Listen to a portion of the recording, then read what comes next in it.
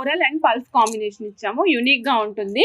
Back side 3 lines of hydro beads ఇచ్చామండి. ఇక్కడ చూడండి మీరు ఓవెల్ షేప్ లో ఉన్నటువంటి పల్స్ ఇచ్చాము, వైట్. ఇక్కడ ఆరెంజ్ ఇచ్చాము. Orange is nothing but our real coral, Taiwan corals ఇచ్చాము.